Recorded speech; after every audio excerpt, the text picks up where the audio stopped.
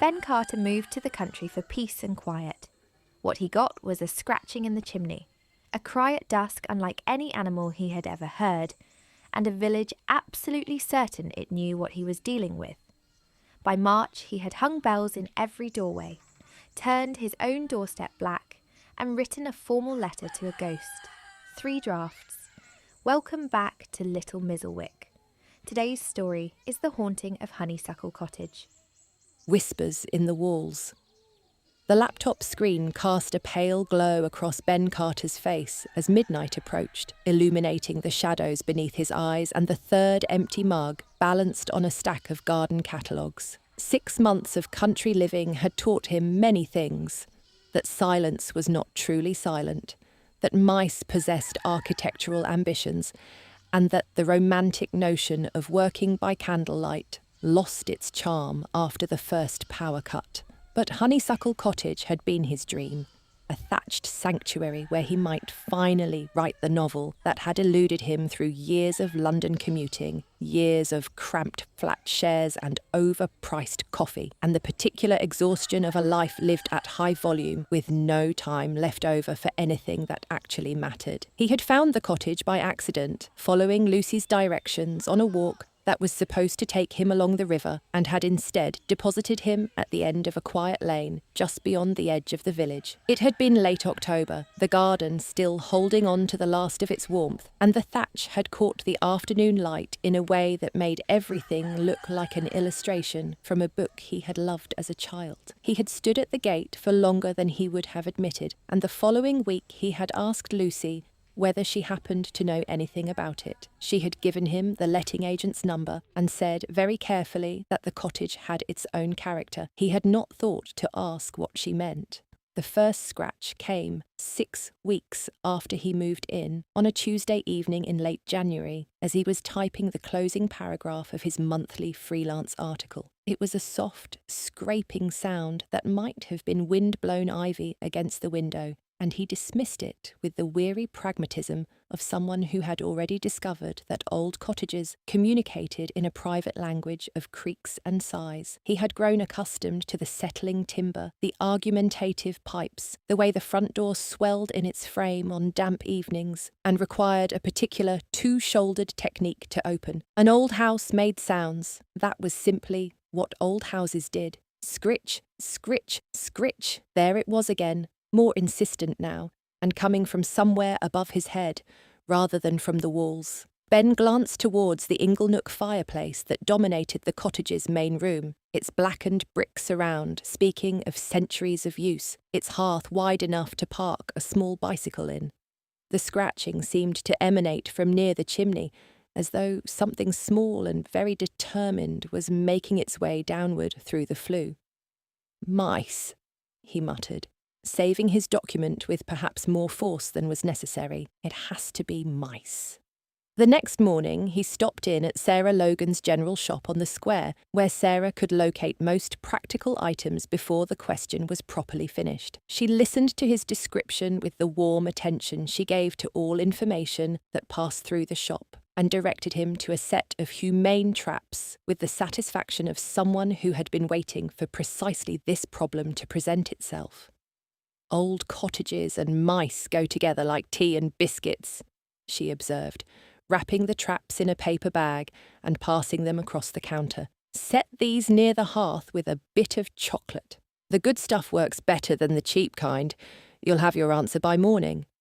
Ben followed the instructions with scientific precision, positioning the traps at strategic intervals around the fireplace and baiting them with expensive Swiss chocolate that seemed almost too good to waste on a mouse. He went to bed confident that dawn would bring resolution. The traps remained empty. More troublingly, the scratching had grown bolder over the next 2 nights, no longer confined to the small hours, but beginning earlier each evening, as though whatever shared his cottage had settled into a routine and felt no particular need to hide it. By the 4th night, something had changed, as dusk settled over Little Mizzlewick and the light dropped from the sky in the particular way it did in early February, coming all at once rather than gradually. Ben attempted to concentrate on his laptop screen and found he could not.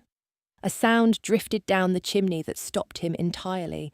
It was not scratching this time, but something altogether different. A long, wavering cry, hollow and strange, rising and falling with a quality that he could not quite describe to himself, except that it seemed to have been shaped by something other than an animal's ordinary need to communicate. It rose through the ingle nook and filled the cottage's main room with a sound that had no good comparison in his experience. Ben sat very still. The cry came again, and then again, patient and consistent, marking the dusk with a precision that felt, in the silence of the cottage, almost deliberate. He stuffed old blankets into the fireplace opening that evening, creating a barrier between himself and whatever was making the sound. The blankets muffled it, but could not eliminate it entirely, and the sight of their bulk blocking the hearth made the room feel shut and airless in a way that was somehow worse than the sound itself.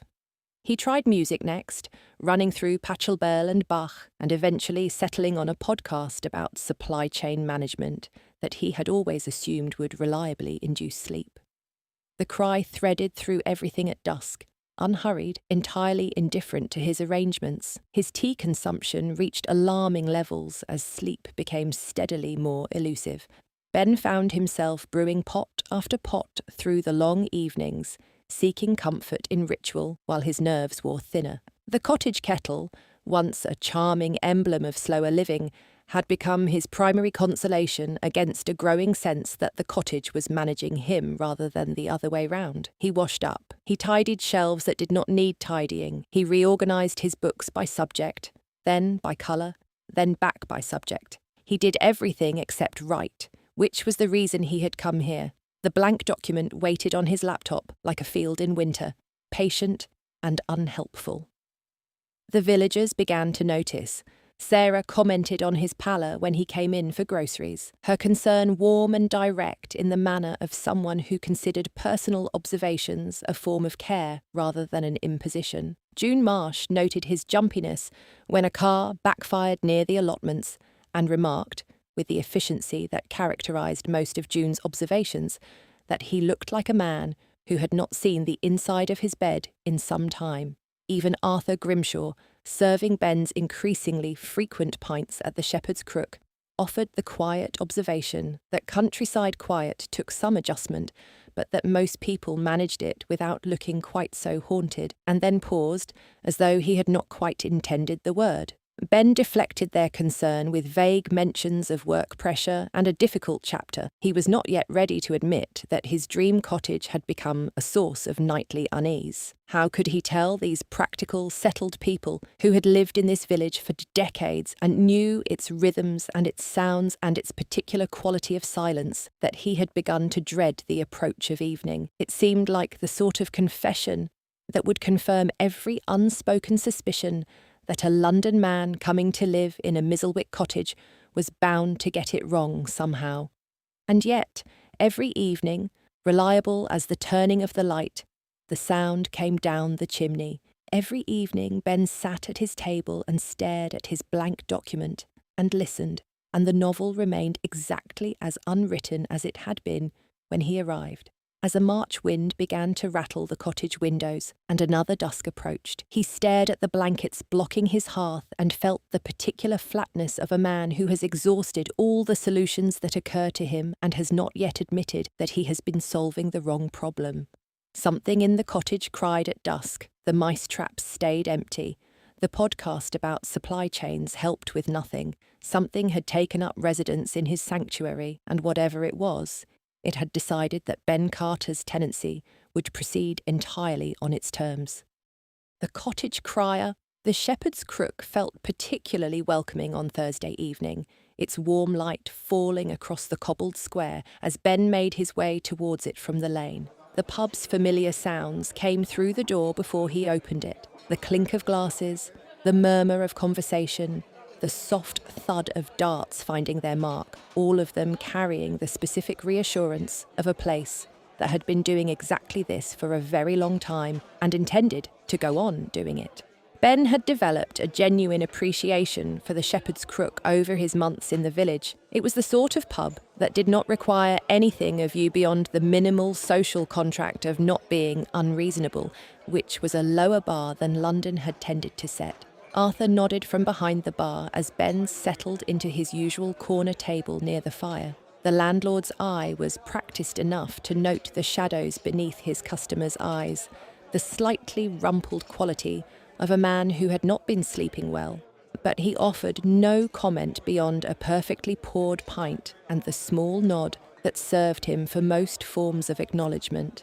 Eleanor Vance occupied her customary spot near the window, a crossword puzzle spread before her like a tactical map, her glasses pushed up and her pen moving with occasional decisiveness. Nora Field sat nearby, her knitting needles clicking in a steady rhythm as she worked on what appeared to be a scarf of genuinely ambitious length. Both women glanced up as Ben settled into his chair, their expressions carrying the measured attention that village life cultivated between people who had known each other or known of each other for long enough that pleasantries felt optional. "You look rather worn down," Eleanor observed. Her voice had the particular quality of a woman who had spent 30 years as a teacher, which was to say that she asked questions she already partly knew the answers to, and waited with genuine patience for the answer to arrive. "The cottage treating you well?" Ben's laugh emerged as something closer to a bark, startling even himself. "Well, that rather depends on your definition. If nightly visits from something I can't explain count as hospitality, then it's been absolutely brilliant." He had intended this as dark humour, the sort of self-deprecating complaint that usually got a sympathetic chuckle at the bar. Instead, both women straightened with what he could only describe as unmistakable recognition. Nora set down her knitting.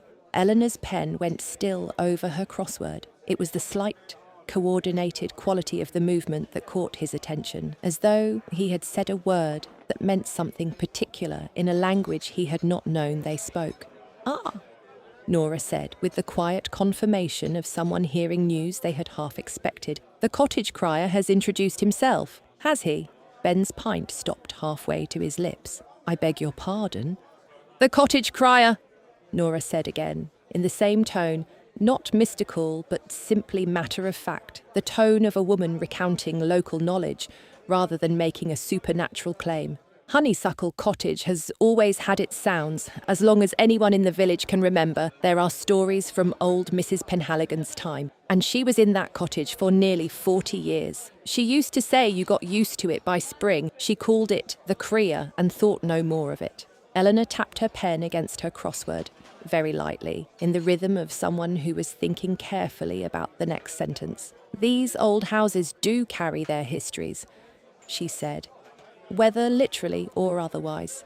She said it in a tone that could have meant several things, and she did not elaborate, and Ben, who was not quite awake enough to pass ambiguity, took it as a straightforward endorsement of the supernatural. The rational part of his mind noted, distantly, that this was not quite what she had actually said. The exhausted part seized upon the village knowledge with the gratitude of a man who has been questioning his own sanity for a fortnight and has just been told by people he trusts that the thing he experienced is real and known and has a name.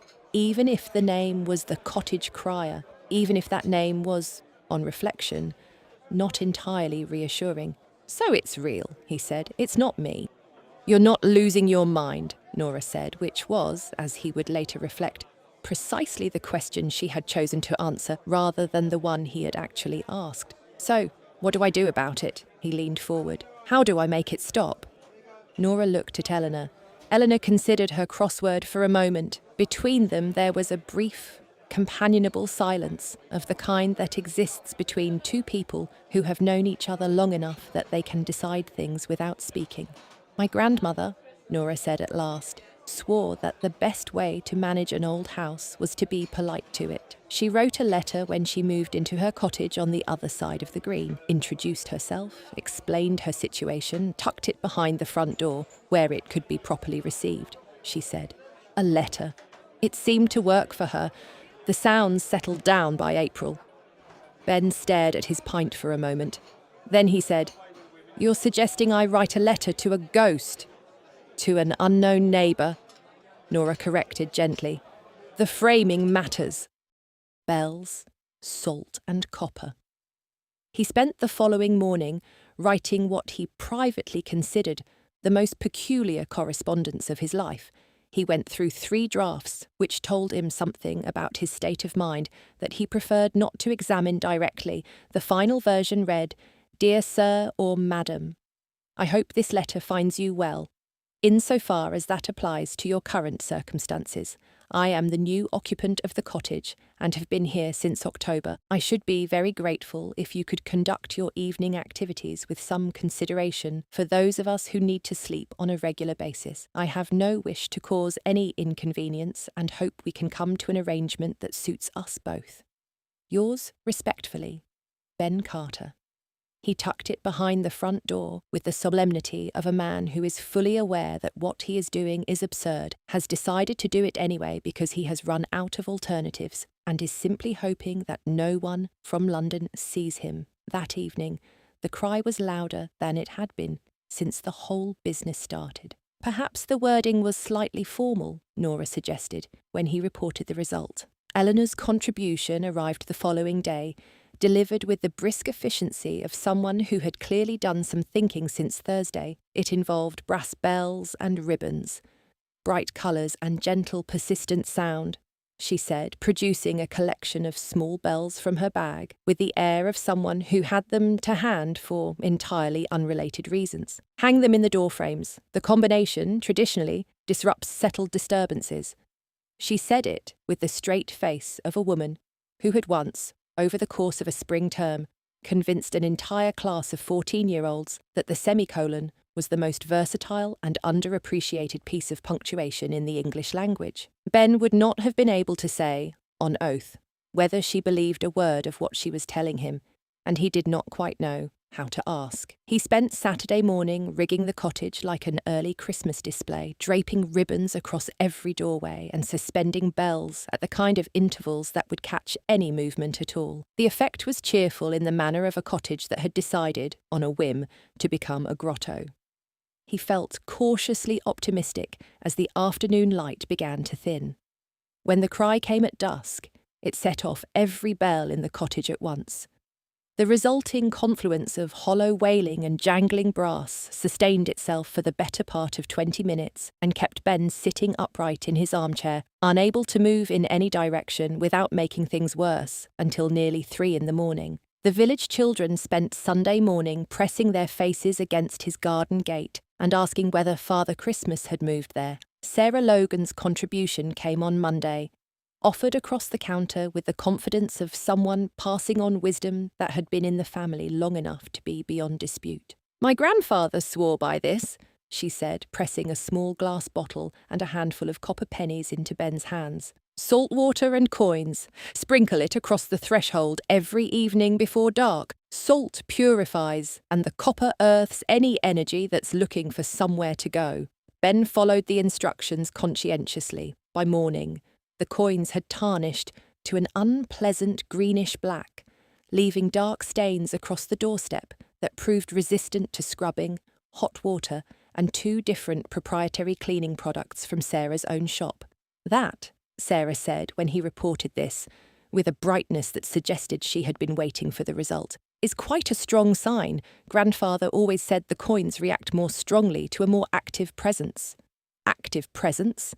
Ben repeated. It means whatever you've got is particularly lively, she said, with every indication of finding this reassuring. That's good, in a way. Ben returned that evening to the stained doorstep, the jangling bells still hanging in every doorframe, the blank document still waiting on his laptop, and the particular silence of a cottage that was simply waiting for dusk. The wrong order. By Thursday, he was back at the Shepherd's Crook, occupying his corner table with the expression of a man who has tried hard, failed comprehensively, and would like to sit near a warm fire for a while without anyone expecting anything of him. Each remedy had failed with its own distinctive flair. The stained doorstep, the bells, the 3 drafts of a letter written to a ghost. They had achieved nothing except to transform his charming thatched cottage into something that resembled a particularly overcommitted folk art installation. Perhaps, Eleanor said as Ben recounted the week, the problem isn't the remedy. Perhaps the problem is that we haven't established what we're dealing with. She said it gently, but with the particular quality of someone who has been waiting to say it for some time and has finally decided that enough weeks have elapsed. What do you mean? I mean that you've been trying to resolve a situation you don't understand yet. That's the wrong order. She tapped her pen against the table. In my experience, the most sensible thing you can do with an unexplained sound is first find out what it is. The remedies, if remedies are even necessary, come second. She said it as a proposition rather than an instruction, which was how she had always made her most effective points. Nora set down her knitting and nodded in the measured way of someone who has always thought the same thing but was waiting for it to be said by the right person. It does seem to me that whatever is in that cottage deserves a proper look. You've been trying to manage it from a distance, without really knowing what you're managing.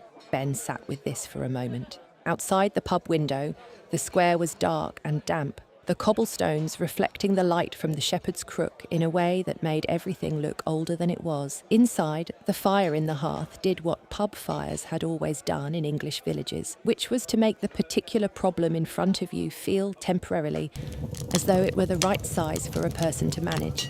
Right then, he said, what does a proper look actually involve? Operation Cottage Clearance.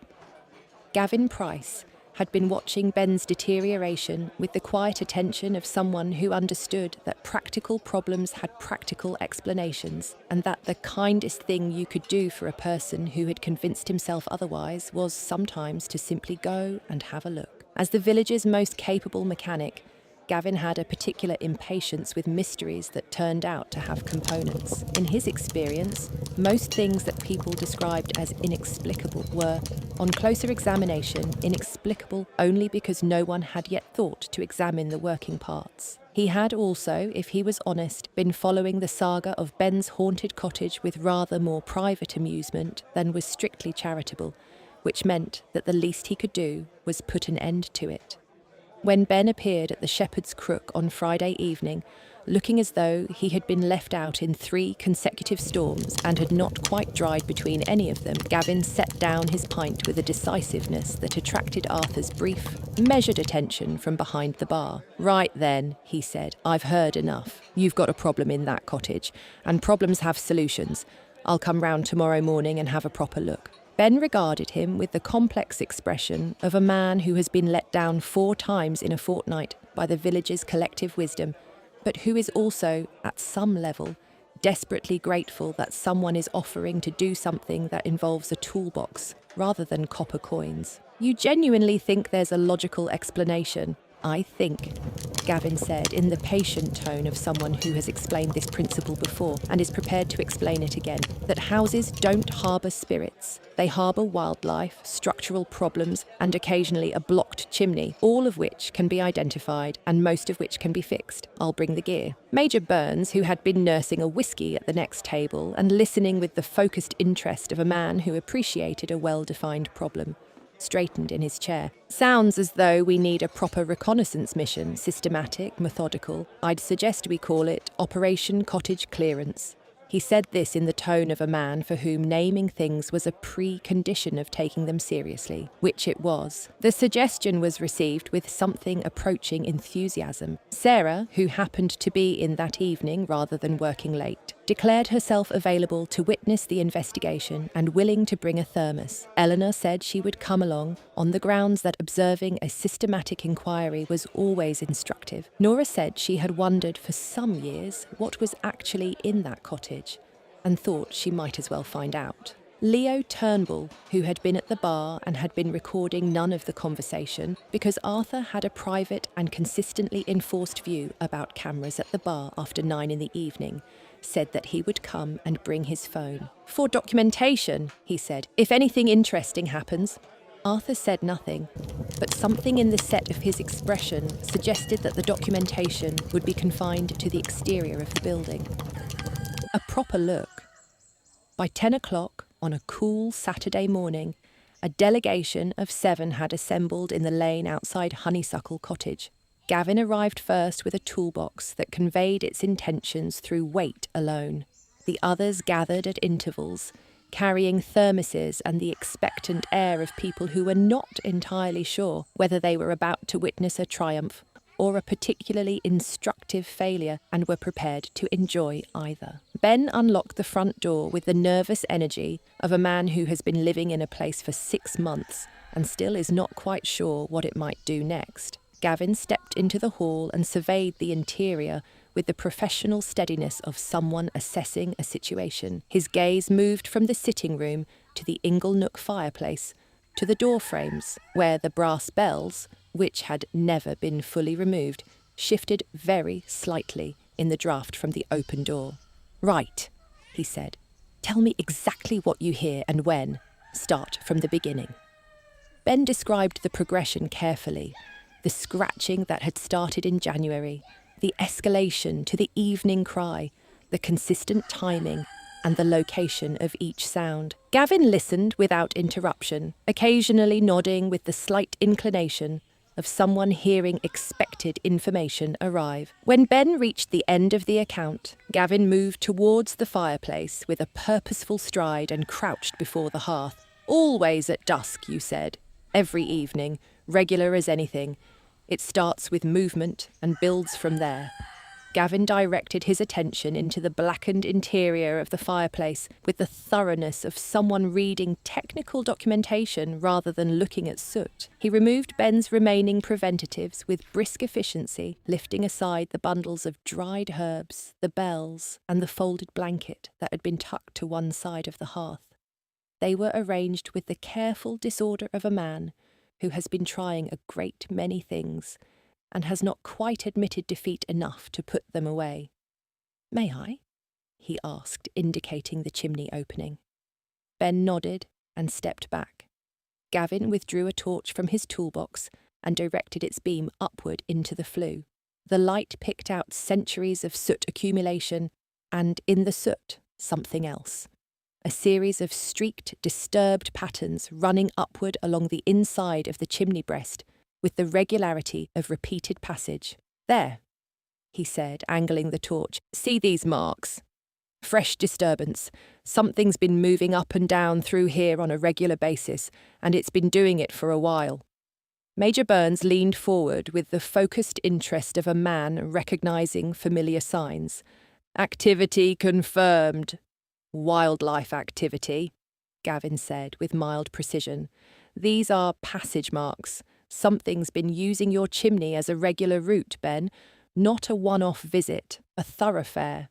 He reached back into the toolbox and produced, with the ease of someone whose kit was organised to a standard that impressed even people who did not care about toolboxes, a small mirror attached to an extendable pole of the kind used for examining spaces too awkward for a direct line of sight. He adjusted the angle carefully and introduced the contraption into the chimney, manoeuvring the torch for the best illumination of the reflected surface.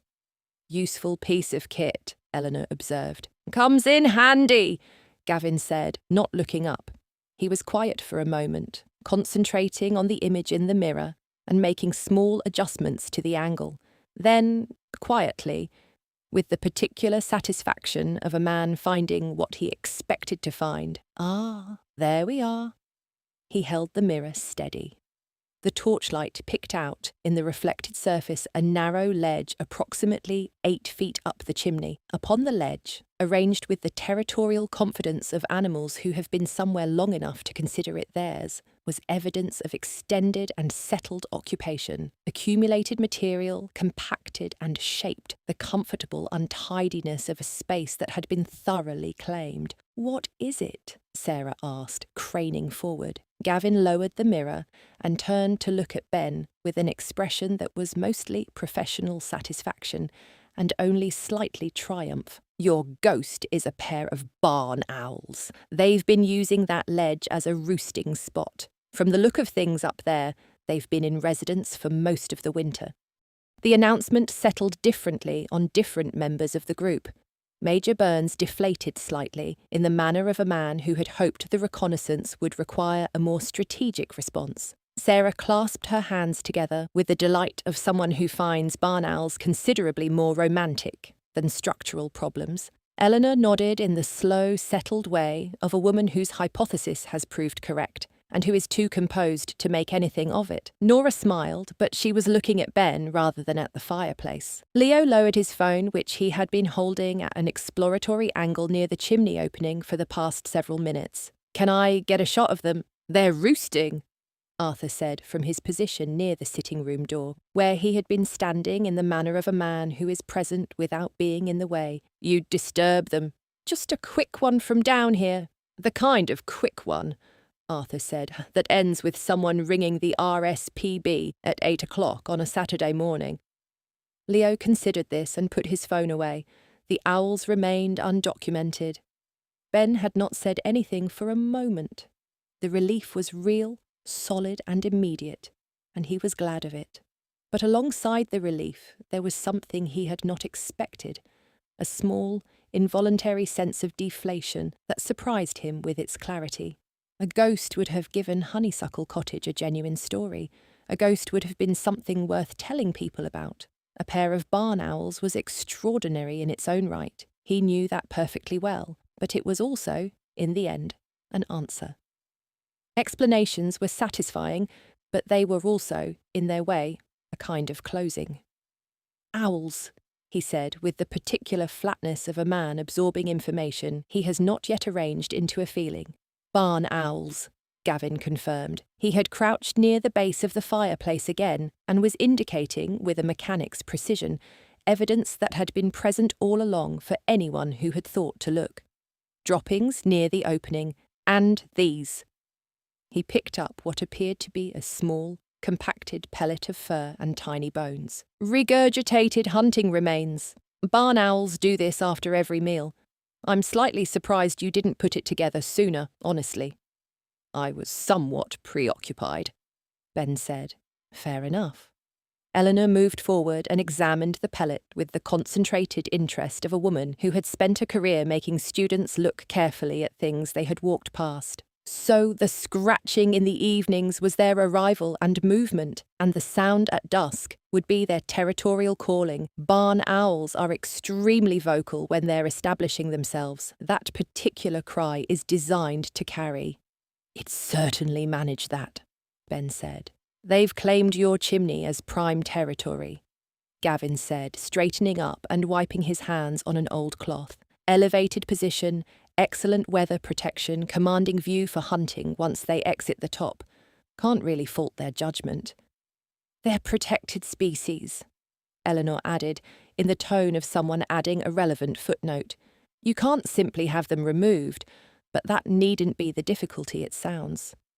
Gavin had already moved on to the practical stage of the assessment, which was his natural habitat. He explained the situation with the methodical patience of someone who had given similar briefings before, though the subject matter usually involved combustion engines rather than nesting habits. The chimney, as a roost, could not be used as a working fireplace while the owls were in residence, which they would be until late spring at the earliest. However, there were established options. A wildlife specialist could assess the site and advise on an owl nest box, fitted either to the exterior of the cottage or to one of the outbuildings at the end of the garden. Barn owls, once a suitable box was in place, would generally adopt it within a season or two. It gave them what they needed with the advantage of a proper entrance and weatherproofing, and it freed the chimney. "So I'd keep them," Ben said, halfway between a question and a statement. "If you wanted to, most people do."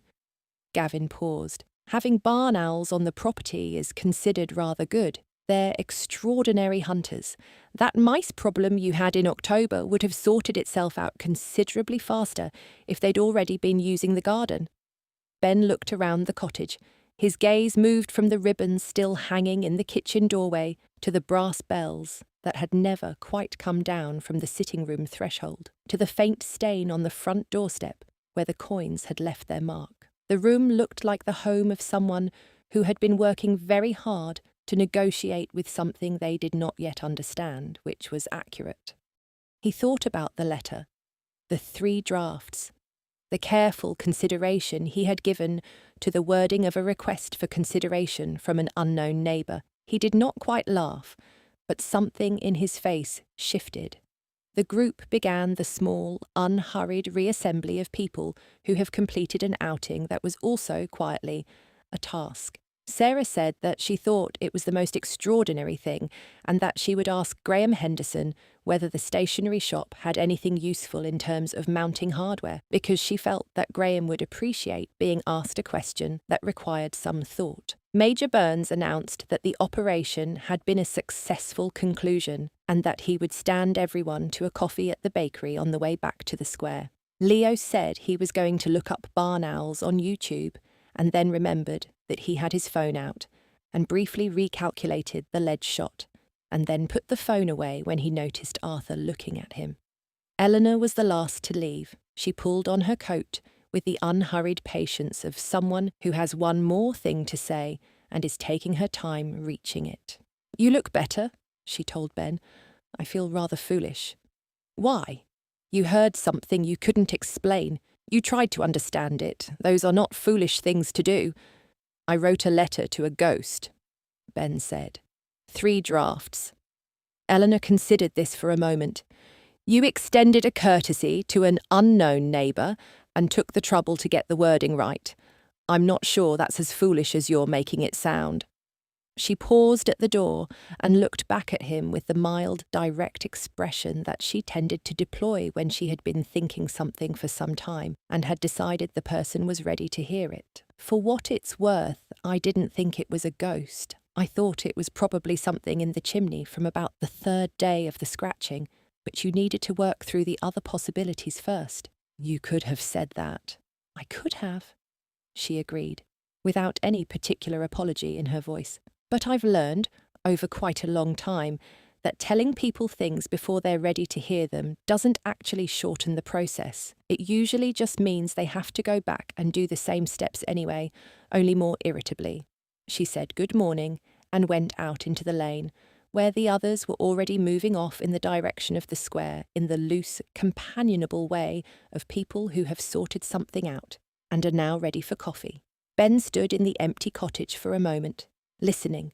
The hearth was open again now that the blankets had been removed. Through the chimney, faint but present, came the small sounds of his uppermost tenants going about their morning business, a shift of weight, a brief, dry rustle, the subtle adjustments of creatures entirely at home in a space they had long since decided was theirs. The scratching, heard now in daylight with the mystery resolved, sounded entirely different from the scratching of January. It sounded, if he were honest about it, like a house that was occupied, like a house that had, in its own way, more going on than he had realised when he signed the lease. He put the kettle on, he opened his laptop. The blank document was waiting, as it had been waiting since October, patient and unhurried. He opened a second tab and searched for barn owl nest box installation, because some things needed sorting out before a person could settle to work, and that, he was beginning to understand, was simply how it went. And the village said afterwards, as villages do, that it had always known there was something in that chimney. The village had suggested bells, ribbons, salt water and copper pennies. Thank you for spending the evening at Honeysuckle Cottage with us.